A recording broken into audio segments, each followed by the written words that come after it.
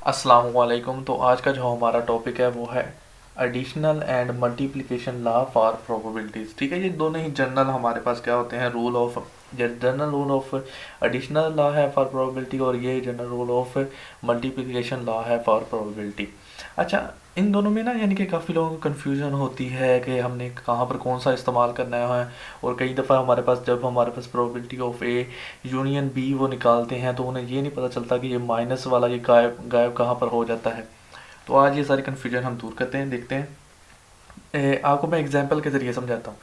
देखें, अगर हमारे पास ये वाला जो है, हमारे पास ये फार्मूला कब यूज़ हो रहा होगा, ये हमारे पास यूज़ हो रहा होगा जब हमारे पास जो दो इवेंट हैं वो हमारे पास नॉट म्यूचुअली एक्सक्लूसिव हैं। नॉट म्यूचुअली एक्सक्लूसिव का मतलब क्या है कि उनके दरमियान कोई भी कॉमन पॉइंट नहीं है।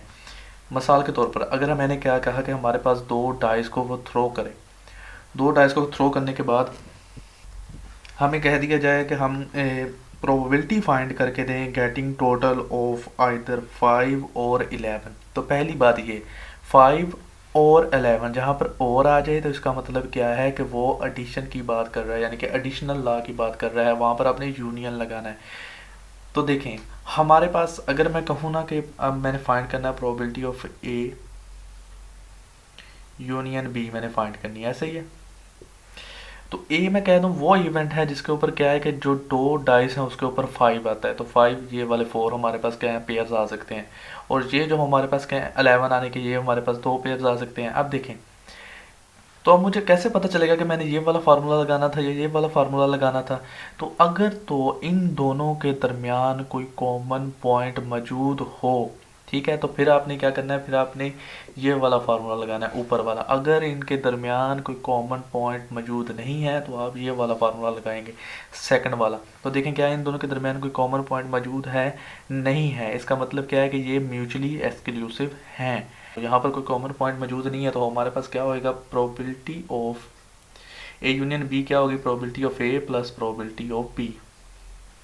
यानी कि आप इसकी देखें ज़रा, तो क्या होगी 4 डिवाइडेड बाई 36, क्योंकि 36 इसकी क्या है, टोटल आउटकम्स हैं, टोटल पॉसिबल आउटकम्स। और ये हमारे पास क्या है 2/36, तो ये क्या हो जाएगा 6/36, और ये हमारे पास क्या हो जाएगा 1/6।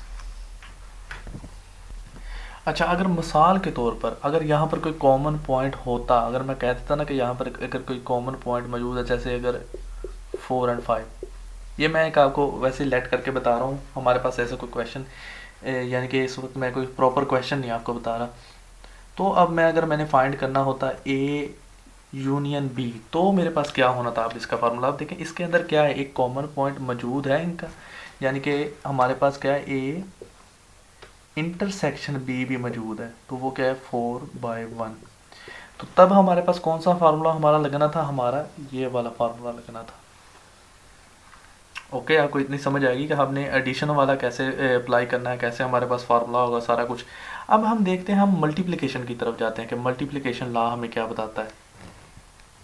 अच्छा, तो मल्टीप्लिकेशन लॉ की तरफ मूव करने से पहले अगर आपको मैं एक थोड़ा सा और इसमें बता देता हूँ कि हमारे पास एडिशन लॉ जो है वो फर्दर एक्सटेंड भी हो जाता है। जैसे देखें, हमने सिर्फ दो इवेंट के लिए किया था, अगर हमारे पास तीन इवेंट होते तो वो कैसे यानी कि ओपन होना था। अगर दो था तो हमारे पास ये देखिए माइनस ए इंटरसेक्शन बी। अगर थ्री होते तो क्या होता है, तो पहले आप सिंगल सिंगल टाइम लिखें हर एक की probability of A B C, फिर उसके बाद में आप माइनस करें क्या, ए बी का इंटरसेक्शन, ए सी का इंटरसेक्शन, बी सी का इंटरसेक्शन, ये तीनों आपने क्या करना है, माइनस करने हैं। और फिर उसके बाद में आपने प्लस करना है, ठीक है, ये याद रखें, प्लस करना है प्रोबेबिलिटी ऑफ इन तीनों का इंटरसेक्शन। अच्छा, इसकी एग्जांपल आपकी बुक के अंदर एग्जांपल नंबर 6.16 मौजूद है, तो आप वो देख सकते हैं। अब हम जाते हैं मल्टीप्लिकेशन लॉ की तरफ। अच्छा, मल्टीप्लिकेशन लॉ में जब एंड इस्तेमाल, यहाँ पर हमारे पास क्या था और यहाँ पर क्या होता है, एंड इस्तेमाल हो रहा हो ना, तब हमारे पास क्या लग जाता है, मल्टीप्लिकेशन लॉ लगता है। तो क्वेश्चन में आपको इसकी समझ आ जाएगी, ये मेन पॉइंट था जो मैंने आपको बता दिया है। अब देखें, कंडीशनल प्रोबेबिलिटी का आपको फार्मूला मौजूद याद होगा, तो कंडीशनल प्रोबेबिलिटी के फार्मूले में ही जब आप इसको क्या करें, इस साइड पर मल्टीप्लाई कर दें, तो ये हमारे पास क्या है, ये हमारे पास अब आ जाएगा। ये ही हमारा क्या होता है, A intersection B, A and B दोनों का, ये हमारे पास क्या है, मल्टीप्लिकेशन लॉ, यानी कि general law of multiplication for probability.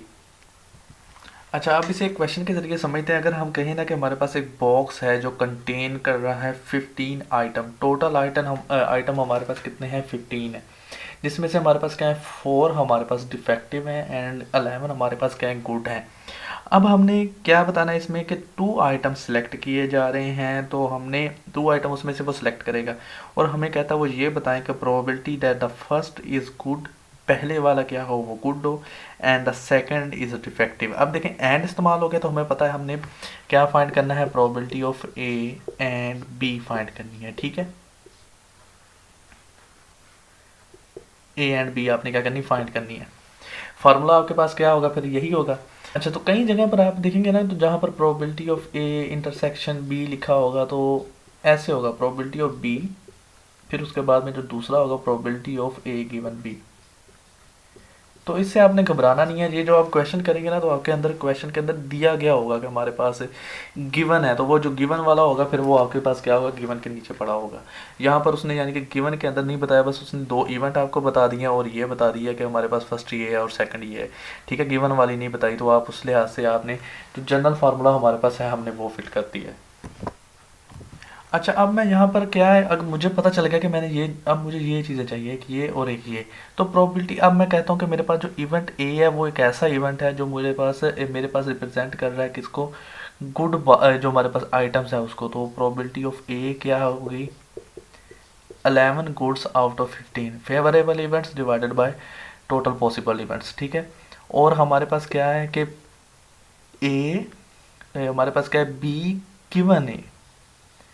ठीक है, अब आप कहेंगे कि हमने बी गिवन ए क्यों लिखा है, तो हमारे पास देखिए हमने ए को क्या क्या 2 उसने सेलेक्ट करने थे, मिसाल के तौर पर एक बॉल पड़ा हुआ है, मैंने एक सेलेक्ट कर लिया है, मैंने वो साइड पर रख लिया। अब मेरे पास कितने रह गए हैं, अब मेरे पास 14 रह गए हैं। ये चीज़ बहुत समझने वाली है। ठीक है, एक मैंने साइड पर रख लिया, तो अब बॉल के अंदर अब जो हमारे पास बॉक्स है उसके अंदर कितने आइटम रह गए हैं, बकाया 14 आइटम रह गए हैं, 14 आइटम रह गए हैं। ठीक है, एक मैंने ऑलरेडी उठा लिया है और वो मैंने क्या कह दिया, वो एक गुड आइटम है। ठीक है, एंड सेकंड वर्ड हमारे पास क्या है, वो क्या है, अब वो क्या है, डिफेक्टिव है। तो कंडीशनल प्रोबेबिलिटी हमें क्या बताती थी, यही चीज़ बताती थी ना कि एक चीज़ पहले अगर हो चुकी है, ठीक है, तो वो हमें एडिशनल इन्फॉर्मेशन मिल जाती थी। इसलिए हमारे पास जो इवेंट ए है वो हमने गिवन में लिखा है। तो यहाँ पर हमारे पास क्या होगा फिर, 4 डिवाइडेड बाय 14। इससे आपको बहुत अच्छी तरीके से समझ लग जाएगी। हमारे पास क्या है, ये देखें, टोटल हमारे पास कितने आइटम थे, 15 आइटम थे। मैं कहता हूँ कि मैंने 11 आइटम्स में से कोई एक गुड वाला एक दफ़ा पहले उठा लिया मैंने। ठीक है, वो बॉक्स में से, तो मेरे पास ये देखें 11 में से मैं एक उठा रहा हूँ और जो मेरे पास डिफेक्टिव है उससे मैंने कोई नहीं उठाया, पहली दफ़ा मैंने कोई नहीं उठाया। तो मेरे पास कितने थे, टोटल 15 थे, एक मैंने उठा लिया। समझ लगी इतने की आपको। अब वो कहता है, अब देखें एक मैंने उठा लिया यहाँ से गुड में से, मेरे पास बाकी कितने रह गए, 10 गुड रह गए। तो अब क्या है, अब हमारे पास ये देखें, अब 10 गुड में से मैंने कोई नहीं उठाना, उसने आपको खुद कहा है क्वेश्चन के अंदर कि पहले वाला गुड है और सेकंड वाला क्या है, वो डिफेक्टिव है।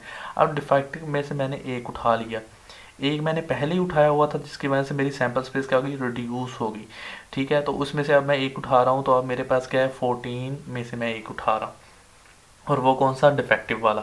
तो ये इस तरह हमारे पास क्या आएगा, ये 4/14 आ जाएगा। और आगे आप इसे यही फार्मूला लगा के, यानी कि प्रोबेबिलिटी ऑफ ए और प्रोबेबिलिटी ऑफ बी गिवन ए, इस तरह आप क्या कर सकते थे, फाइंड कर सकते थे।